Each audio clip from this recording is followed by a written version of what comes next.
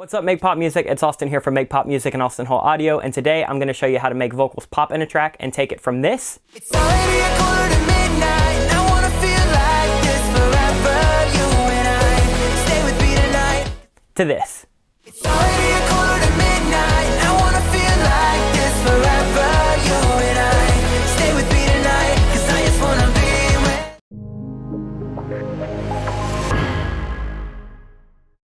What's up, everyone? It's Austin here. I hope you're all doing well today. We are back with another video, and for today's video I wanted to do something that you voted on our Instagram, and that is 5 tips to make your vocals pop in a mix. And what we're going to basically focus on is how to set up a vocal arrangement so you can get some nice wide stereo vocals that kind of encompass your whole mix, and then how to actually go in and process those background vocals on top of that lead so they can really create some depth and some width and some character. That way that one kind of puny vocal that you have that maybe can't compete with a really dense chorus is now part of this big vocal stack and arrangement that is sitting front and center and not having any issues competing. If you like this video, make sure you like, comment, and subscribe. It does help us out a ton. But without further ado, let's actually hop into the DAW so we can start dissecting what to do in your mix. All right, so now we're in the DAW. I'm going to show you how to basically take one solid single vocal, put a vocal arrangement to it, and really help it pop out of the mix. So we can kind of start with this pre-chorus over here. The vocals, I track them all myself. This is a band called Nightbreakers. We've used this song before on the channel.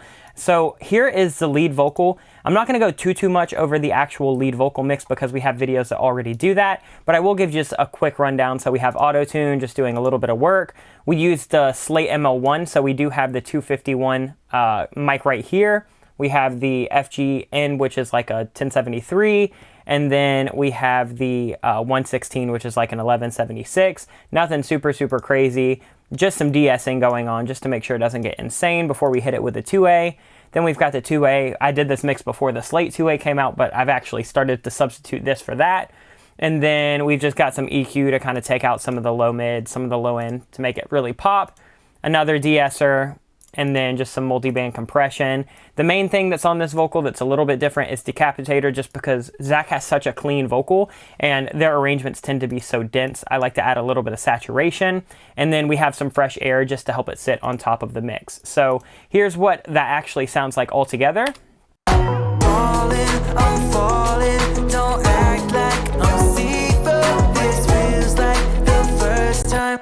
So it's a really simple vocal mix. There's really nothing insane, and then I'll go show you the sends that we have. Same sends I'm always using. So the parallel widening send is basically just a Roland Dimension D, and I have this set to setting 3. That's basically just going to give me some like chorus to help the sides a little bit. We have a long reverb, which is Verb Suite. It's the vocal plate at 1.26 seconds. Since it's on a send, of course, we're at 100% wet. And then this is kind of the chain I was using at the time. Filter out all the highs and lows, called like the Abbey Road method, just to make sure we're not getting any, kind of muddy reverb going and any super sibilant reverb going. Then we have a short reverb that's also Verb Suite. This is using the small room from the BM7, 708 milliseconds. So this is just kind of adding like kind of a short little slapbacky vibe. Falling, Really short, nothing insane, just to kind of help give the vocal a little bit more space. Then we have a stereo delay right here with H delay. Since I've been kind of subbing out repeater and timeless 3, but this works for the mix, just a 1/8 ping pong with some EQ to really filter that out. And then I like sending my main delay to the reverb just to give it a little bit more space. falling, So nothing insane. I'm falling, don't act like I'm see-through. And then the last thing that I'll do typically is a slap delay, where this is just going to add a little bit of width and a little bit of kind of slappy texture, and it'll just really help a vocal kind of sit in the mix. So all of those are kind of mixed in, and you'll see that we'll change some of those send amounts as we go. So this is what it looks like on that lead vocal, but now that we've established that, we can kind of go and talk about how you go from something kind of small and minute like this. I'm falling, don't act like I'm see-through. This feels like. And then start kind of layering that up. So typically when a vocal is just not popping in a section for me, the first thing that I like to do is start layering. And you'll hear that in the first half of this verse, we don't really need too much. You should get like this, I promise. And if I'm being honest, I never thought we'd get this far. Now one vocal is doing all the work I need it to do, but you'll see that we start kind of layering layers up right here when it kind of gets to this verse B kind of pre-chorus section. And then for the chorus, there's just no way that this lead vocal would have carried all the weight with a full band going. I'll kind of show you what that sounds like. It's already a quarter to midnight. I wanna feel like this forever, you and I. Pretty much the same vocal mix. I'm just driving the compressors a little bit harder and didn't have that decapitator in there. But other than that, nothing really changed. But super clean vocal mix. It's just not really got the space and the width I need. So what's step number one that we're going to talk about? That is starting to add layers of the same melody. So I get this question a lot. Can you just duplicate it and pan it out?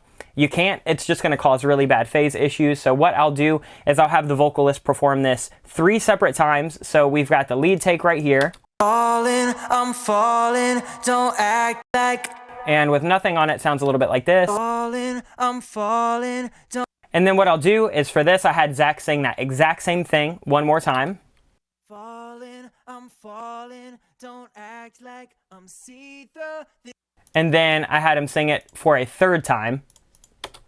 Falling, I'm falling, don't act like I'm see-through. This feels like the first time. And then with all of that processing on it, which we'll kind of talk about the processing for the backgrounds in a bit, we have something like this. Falling, I'm falling, don't.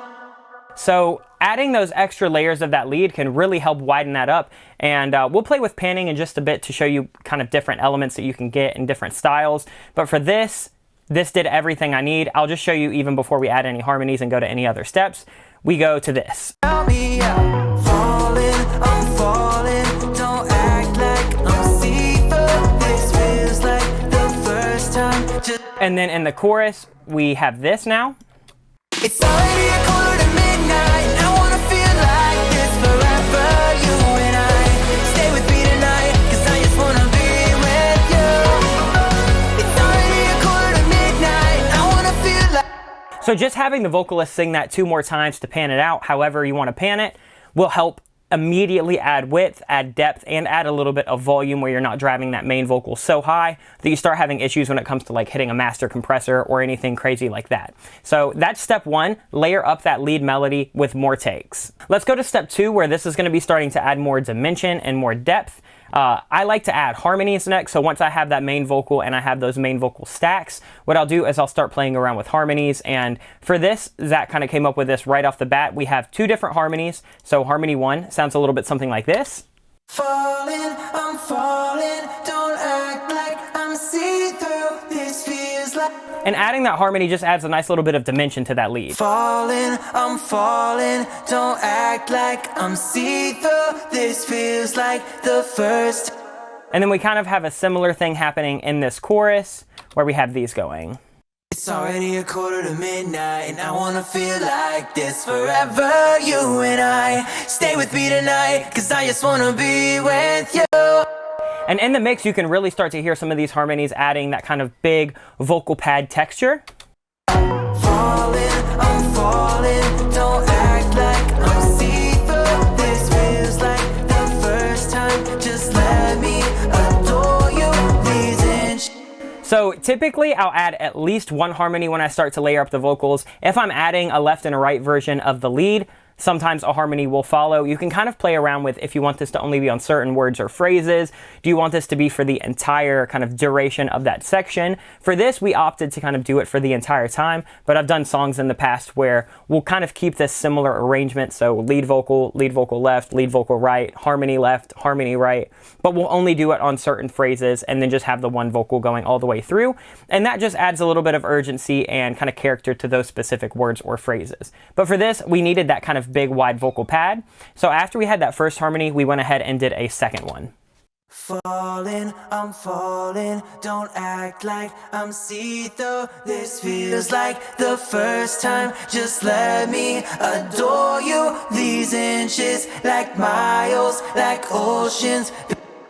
So step 2 is basically going to be start playing around with harmonies and with other kind of melodic variations of that lead, because once you start doing that, you'll add so much extra depth and character on. Let me mute these harmonies right here so you can hear even with the stacks. We kind of get the vocal more up front, but it doesn't have the depth that we need. Falling, I'm falling, don't act like I'm see-through. Let's go ahead and add those harmonies back in. Falling, I'm falling, don't act like I'm see-through. This feels like.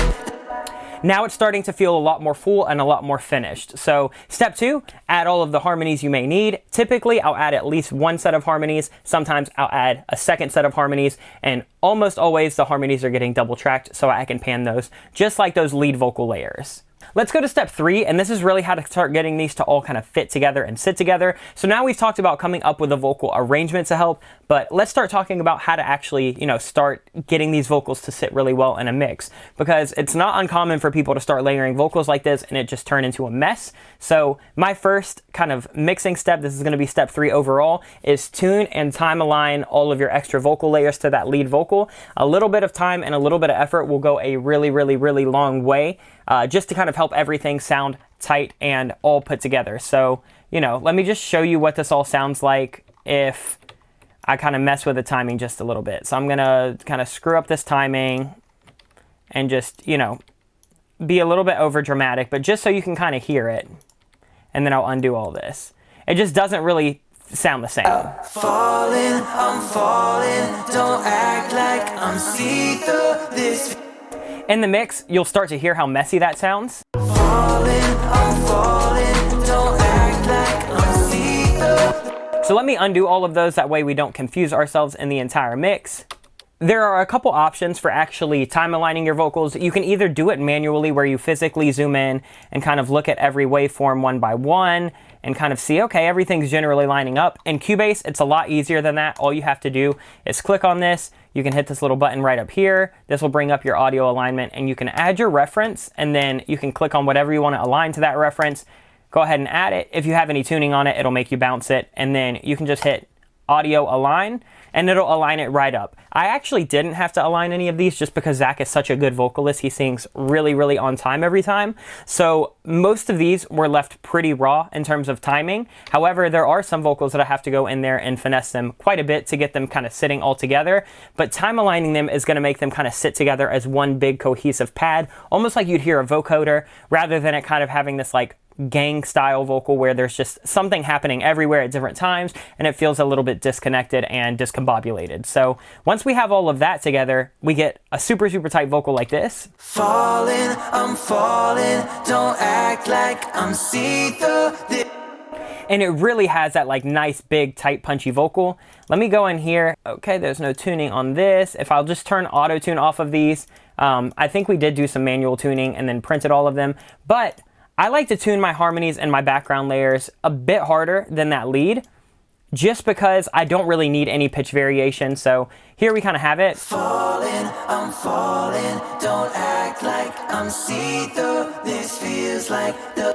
Zach's a pretty solid singer, so we don't really have these issues with him too much, but this is something to keep in mind when you're working with different artists. So what I'll typically do is on a lead, I'll have auto tune at like anywhere between 20 and 30, because I still like pop vocals pretty tight. But what I'll do on some of these harmonies and layers is I'll tune them just a little bit harder, so like 15 to 20, and that'll just really help them sit in the mix a little bit better.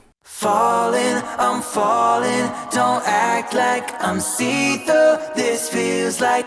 And then if I'm doing anything with like a falsetto harmony or anything crazy like that, it's not uncommon for me to have that retune speed between like 5 and 10, just because I really want that vocal there for texture, but I don't really need that pitch there, because the more pitch variation you have, the more it's going to sound like a bunch of different singers kind of doing like a choir style vocal and not one big vocal stack. So if you're having trouble with layering vocals and it starts to almost sound like a choir, definitely work on time alignment and pitch alignment, because that's going to really get you that big cohesive vocal. Like even in the chorus, Zach's a little higher in his register, but we still have that kind of sitting very cohesively. It's already 1:45 and I wanna feel like this forever, you and I stay with... So yeah, take a little bit of time and effort, time align them, tune them, everything will sit a bit better in your mix. All right, we're gonna go to step number 4, and this is kind of optional. So on some mixes, what I'll do is I'll take the lead vocal mix and I'll just duplicate that to all of the background vocal mixes. And sometimes that'll do the job, but if I'm wanting the vocals to kind of sit a bit disconnected from that lead, where you have that lead really front and center, but then all of the background vocals kind of sit in this totally separate space, what I like to do is kind of change the vocal chain of everything except the lead vocal. So, we showed you the lead vocal chain at the beginning. It's just auto-tune, VMR, DS, all of that good stuff. And you can kind of see the send amounts here, but what we'll do when we go to here, you'll see that we turn some of the sends off. We don't need that parallel widening because we're already panning this out. We don't need that slap delay because it's going to cause issues with stuff panning out. And you'll see that we're starting to drive the reverb and the delay a little bit more. So not too much, but a solid amount.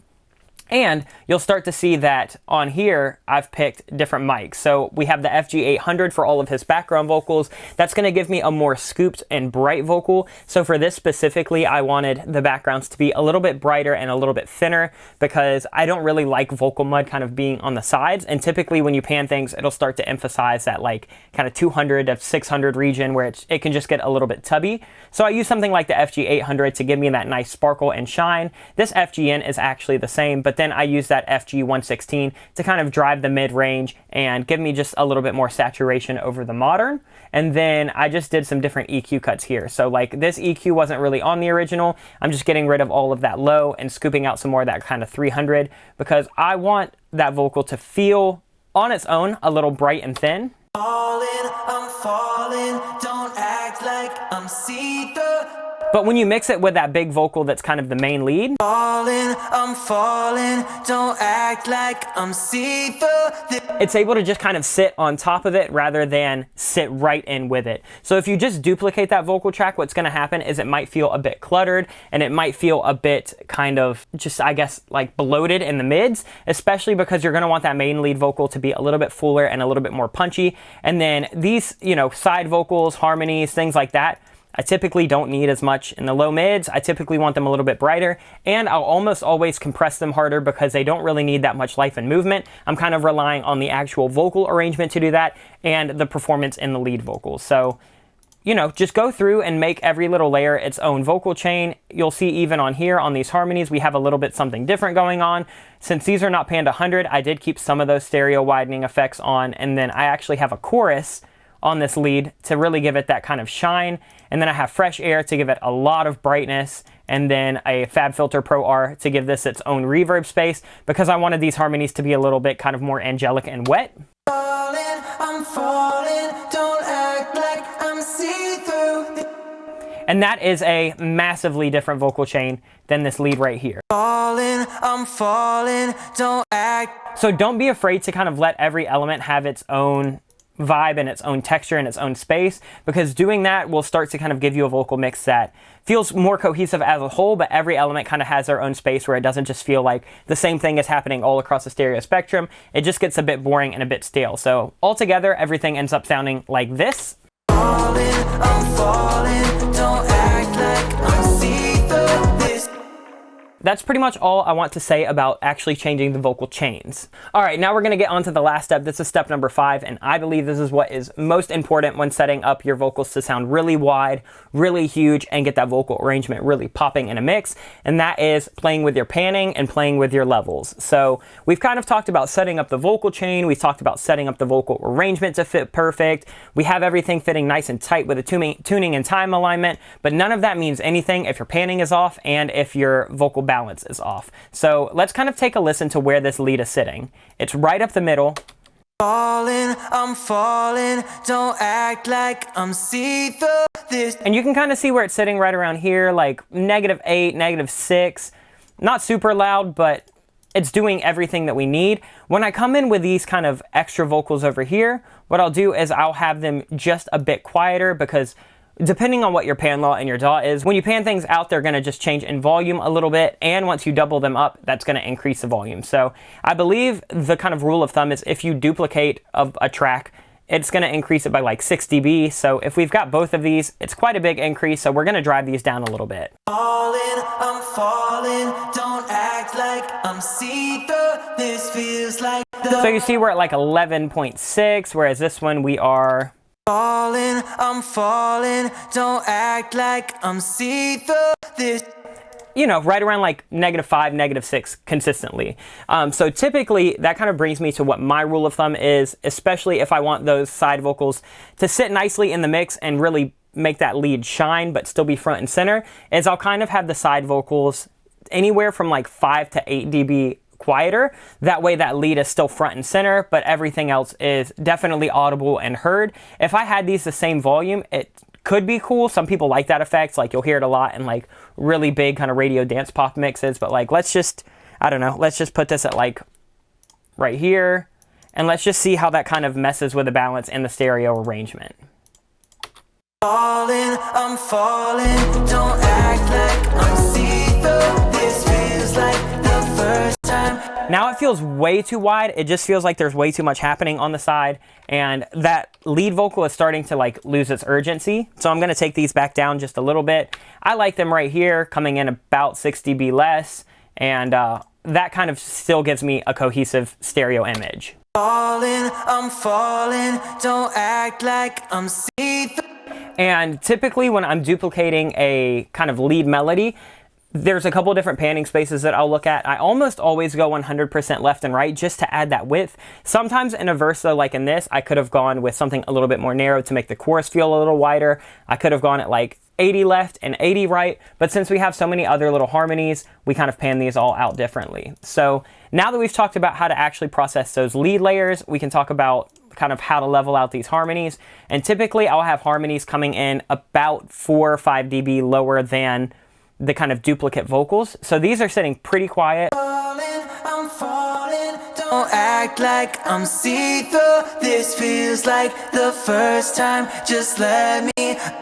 And typically what I'll do is I'll kind of start cascading my stereo image in. So lead vocal up the middle, lead vocal all the way left, lead vocal all the way right, and then harmony 1 is going to come in a little bit, harmony right 1 is going to come in a little bit, and then harmony 2 will come in even more. So you see we go from center, all the way left, all the way right, 85% left, 85% right, 50% left, 50% right. And that's gonna give us that kind of wall of sound that takes up that entire stereo image, rather than panning everything hard left, hard right, and just right up the middle. So let me kind of show you how different this balance changes when we tweak it to just be all left and all right, and nothing kind of sitting in that middle region. It just kind of makes it meh. It just like doesn't really add any dynamics, and all the harmonies start sitting on each other kind of weird. I'm falling, don't act like I'm see-through. This feels like the first. Like it sounds fine to me, but I feel like it's missing a little bit of that depth and character, where when we have it like this, it kind of feels like that vocal is one big cohesive element sitting on top of that entire mix, rather than still just being a lead vocal up the middle and then having these like really wide background vocals. So two different styles. If you just want that kind of lead vocal to be the center, and then you want harmonies for like effect on certain words or certain emphases, go ahead, pan those all the way out. That way they're not sitting in the middle and kind of getting on that lead. That wasn't the goal and the objective here. So kind of playing around with how you set those levels and how you set that panning will drastically change the vibe of that vocal arrangement.